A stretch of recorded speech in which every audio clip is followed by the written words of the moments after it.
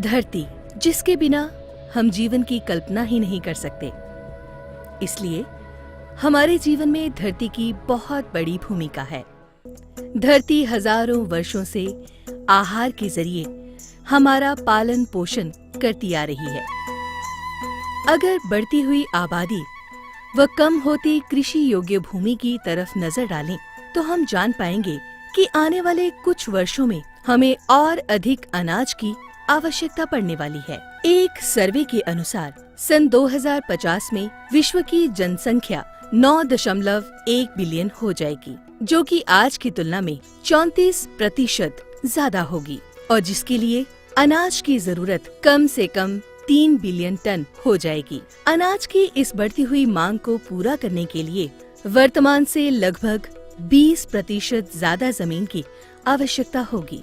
लेकिन लगातार हो रहे शहरीकरण और औद्योगिकरण से कृषि योग्य जमीन में भी कमी आ रही है। इस भयंकर समस्या का सामना करना आज विश्व में एक चिंता का विषय बना हुआ है। हम जानते हैं कि भारत एक कृषि प्रधान देश होते हुए भी आज इसमें अनाज की पैदावार व इसकी गुणवत्ता में पहले की अपेक्षा काफी कमी आ चुकी है। बहुत सी जमीन बंजर हो चुकी है।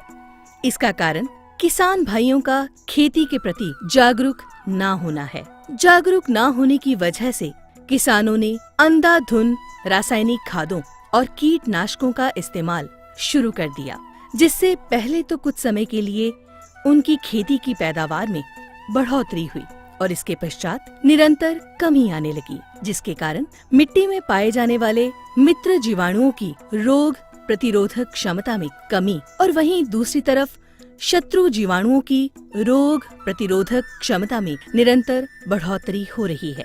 रासायनिक खादों और कीटनाशकों के इस्तेमाल से हमारी मिट्टी में उपस्थित जीवाणुओं की संख्या में निरंतर कमी आ रही है।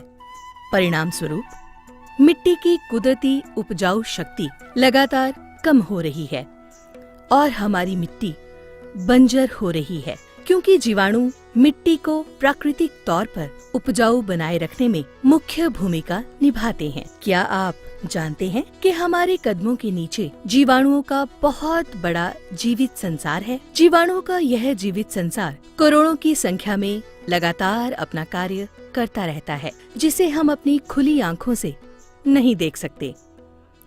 जब हम मिट्टी में रासायनिक अथवा पेट्रोकेमिकल उर्वरकों का प्रयोग करते हैं, तो इसका लाभ हमारे पौधों तक ही सीमित रहता है। वहीं इस प्रकार के उर्वरकों के प्रयोग से हमारी मिट्टी की पीएच वैल्यू भी असंतुलित हो जाती है, जिससे हमारे पौधे उचित पोषण से वंचित रह जाते हैं। इस प्रकार के उर्वरकों से केवल पौधों को ही कुछ पोषण मिल पाता है, जबकि हमारी मिट्टी व जीवाणुओं को किसी भी प्रकार का पोषण नहीं मिल पाता, जिससे जीवाणुओं से होने वाले फायदों से किसान वंचित रह जाता है। मिट्टी की उपजाऊ क्षमता में आ रही निरंतर कमी की समस्या को दूर करने के लिए तथा मिट्टी की कुदरती उपजाऊ शक्ति को बनाए रखने के लिए ग्रीन प्लैनेट लाया है पावर प्लांट प्रीमियम। कई वर्षों के अनुसंधान के बाद ग्रीन प्लैनेट को इसका आविष्कार करने में सफलता प्राप्त हुई। पावर प्लांट प्रीमियम जीवाणुओं, प्राकृतिक हार्मोन तथा सूक्ष्म तत्वों का मिश्रण है। इसमें मौजूद जीवाणु मिट्टी को प्राकृतिक तौर पर उपजाऊ बनाए रखने में तथा रासायनिक पदार्थों से होने वाले दुष्प्रभावों को कम करने में मदद करते हैं और प्रत्यक्ष या अप्रत्यक्ष रूप से मिट्टी में होने वाले प्रदूषण को भी कम करते हैं।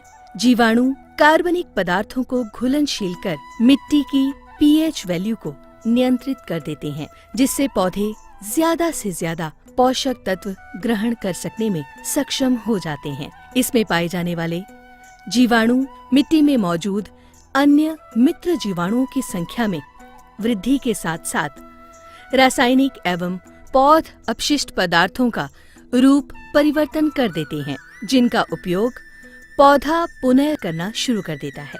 परिणाम स्वरूप न केवल उत्पादन व गुणवत्ता में वृद्धि होती है, बल्कि लागत में भी कमी आती है।